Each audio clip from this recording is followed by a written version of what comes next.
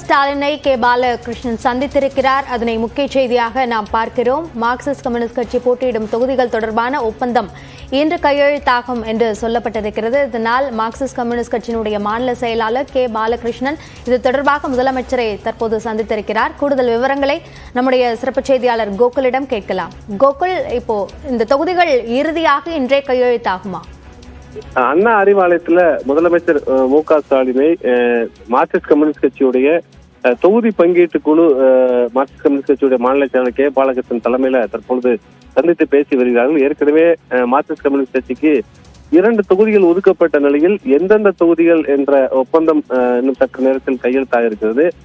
அண்ணா அறிவாலயத்தில் முதலமைச்சரோடு பேசி வருகிறார்கள். ஏற்கனவே கடந்த முறை போட்டியிட்ட மதுரை மற்றும் கோயம்புத்தூர் தொகுதியை மீண்டும் ஒதுக்க வேண்டும் என்று மார்க்சிஸ்ட் கம்யூனிஸ்ட் கட்சி தரப்பில் வலியுறுத்தப்பட்டு வருகிறது. ஆனால் இந்த முறை மதுரை தொகுதியை மீண்டும் வழங்குவதற்கும் அதே நேரத்தில் கோயம்புத்தூர் தொகுதியை மீண்டும் வழங்குவதில் தொடர்ந்து ஒரு பேச்சுவார்த்தை இழுபறி நீடித்த நிலையில தற்பொழுது அந்த உடன்பாடு எட்டப்பட்டிருப்பதாகவும் இன்னும் சற்று நேரத்தில் எந்த தொகுதி, அதாவது கோயம்புத்தூர் தொகுதியா அல்லது மாற்றாக வேறு ஏதாவது தொகுதியா என்ற தகவல் இன்னும் சற்று நேரத்தில் வெளியாக இருக்கிறது. இந்த உடன்பாடானது இன்னும் சற்று நேரத்தில் கையெழுத்தாக இருக்கிறது.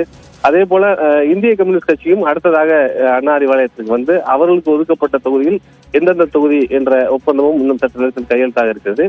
மார்க்சிஸ்ட் கம்யூனிஸ்ட் கட்சியுடைய நிர்வாகிகள் மீண்டும் கோயம்புத்தூர் தொகுதியையே வழங்க வேண்டும், ஏற்கனவே கடந்த முறை வழங்கப்பட்ட தொகுதியை மீண்டும் வழங்க வேண்டும் என்று வலியுறுத்தி வருவதாகவும், அதற்கு மாறாக வட மாவட்டத்துல கடலூர் தொகுதியை மார்க்சிஸ்ட் கம்யூனிஸ்ட் கட்சிக்கு வழங்க திமுக தயாராக இருப்பதாகவும் கூறப்படுகிறது. ஆனால் மார்க்சிஸ்ட் கம்யூனிஸ்ட் கட்சி தரப்பில் வேறு ஏதாவது தொகுதி, கோயம்புத்தூர் தொகுதிக்கு பதிலாக வேறு ஏதாவது தொகுதியை ஒதுக்க வேண்டும் என்ற ஒரு பேச்சுவார்த்தையும் நடைபெற்றது. அந்த பேச்சுவார்த்தையில் ஒரு உடன்பாடு எட்டப்பட்டு இன்னும் சற்று நேரத்தில் இந்த ஒப்பந்தமானது கையெழுத்தாக இருக்கிறது. அப்படியா கோகுல், இப்போ கோவையில போட்டியிடுவோம் என்று மார்க்சிஸ்ட் கம்யூனிஸ்ட் கேட்கிறது என்று சொல்லப்படுகிறது. இப்போ கமலுக்கு அந்த தொகுதியை கொடுக்க வேண்டி இருக்கும் என்பதனால்தான் இதில் மாற்றம் செய்ய வேண்டிய தேவை இருந்தது.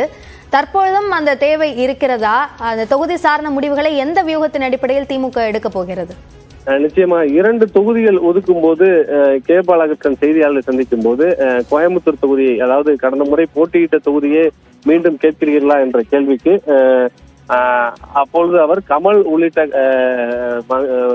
கூட்டணி கட்சியினர் வந்து அதே தொகுதியை கேட்பதால் அந்த பேச்சுவார்த்தையில் ஒரு உடன்பாடு எட்டப்படவில்லை என்ற ஒரு தகவலை தெரிவித்திருந்தார். ஆனால் இந்த முறை கமலுக்கு வந்து ராஜ்யசபா சீட் வழங்கப்பட்ட நிலையில கோயம்புத்தூர் தொகுதியை மீண்டும் எங்களுக்கே வழங்க வேண்டும் என்று மார்க்சிஸ்ட் கம்யூனிஸ்ட் கட்சி அதே கோரிக்கையை வைத்தார்கள். ஆனால் மேற்கு மண்டலத்துல திமுக இந்த முறை அதிக அளவிலான தொகுதிகளில் போட்டியிட வேண்டும் என்ற ஒரு கணக்கில் தேர்தல் பணியை தொடங்கியிருக்காங்க. குறிப்பாக மேற்கு மண்டலத்தில் மேற்கு மண்டல பொறுப்பாளராக அமைச்சர் உதயநிதி ஸ்டாலினே இருக்கிறார்.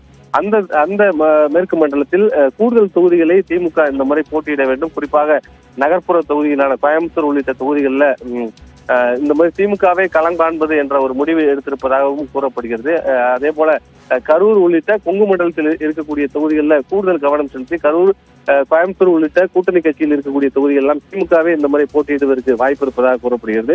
ஏற்கனவே நாமக்கல் தொகுதியில கொங்கு நாடு மக்கள் தேசிய கட்சிக்கு ஒதுக்கப்பட்டாலும் அந்த தொகுதி என்பது உதயசூரியன் சின்னமே போட்டியிடுகிறது. திருப்பூர் தொகுதி மட்டும் இந்த முறை வந்து கூட்டணி கட்சிக்கு மேற்கு மண்டலத்தில் செல்ல இருப்பதாகவும், மற்ற தொகுதிகள் அனைத்துமே திமுகவே நேரடியாக களம் காண இருப்பதாகவும், அந்த வியூகத்தின் அடிப்படையில் தான் கோயம்புத்தூர் தொகுதியை வந்து மார்க்சிஸ்ட் கம்யூனிஸ்ட் கட்சியிடமிருந்து விட்டுக் கொடுக்குமாறு திமுக தொடர்ந்து வலியுறுத்தி வருவதாக கூறப்படுகிறது. ஆனால் சிபிஎம்ஐ பொறுத்தளவு கோயம்புத்தூர் வழங்கவில்லை என்றால் ஏற்கனவே மார்க்சிஸ்ட் கம்யூனிஸ்ட் கட்சி வலுவாக இருக்கக்கூடிய கன்னியாகுமரி தொகுதியை ஒதுக்க வேண்டும் என்ற கோரிக்கையை வைத்தார்கள். ஆனால் கன்னியாகுமரி தொகுதி என்பது காங்கிரஸ் கட்சியுடைய ஒரு சிட்டிங் தொகுதியாக இருக்கிறது. அங்கு விஜய் வசந்த் ஏற்கனவே நாடாளுமன்ற உறுப்பினராக இருக்கிறார். மீண்டும் அவர் வாய்ப்பு கேட்கிறார். காங்கிரஸ் கட்சி மீண்டும் அதே தொகுதியை தக்க வைக்க முயற்சிக்கிறது. ஆகவே கன்னியாகுமரி தொகுதியை ஒதுக்க முடியாது என்று திமுக தரப்பில் கூறிவிட்டதாக கூறப்படுகிறது.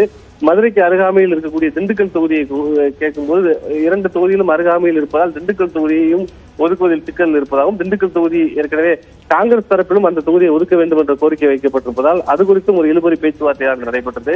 வட மாவட்டத்தில் கடலூர் தொகுதியை கூட்டணி கட்சிகளுக்கு விட்டுக் கொடுக்க திமுக தயாராக இருப்பதாக கூறப்படுகிறது. அந்த அடிப்படையில் கடலூர் தொகுதியை மார்க்சிஸ்ட் கம்யூனிஸ்ட் கட்சிக்கோ அல்லது காங்கிரஸ் கட்சிக்கோ விட்டுக் கொடுக்கலாம் என்ற ஒரு அடிப்படையில் மார்க்சிஸ்ட் கம்யூனிஸ்ட் கட்சியிடம் அதற்கான பேச்சுவார்த்தை நடைபெற்று வருவதாகவும், தற்பொழுது முதலமைச்சரோடு நேரில் இந்த பேச்சுவார்த்தை நடத்தப்பட்டு வரக்கூடிய நிலையில் இதில் ஒரு உடன்பாடு எட்டப்பட்டு இன்னும் சற்று நேரத்தில் எந்த தொகுதி என்ற ஒரு கூட்டணி ஒப்பந்தமானது, அதாவது திமுக கூட்டணியில் மார்க்சிஸ்ட் கம்யூனிஸ்ட் கட்சி போட்டியிடக்கூடிய தொகுதிகள் எந்தெந்த தொகுதி என்ற ஒரு அறிவிப்பு சற்று நேரத்தில் வெளியாக இருக்கிறது. என்ன முடிவாக போகிறது என்பதை பொறுத்திருந்து பார்ப்போம். விரிவான விவரங்களுக்கு நன்றி கோகுல்.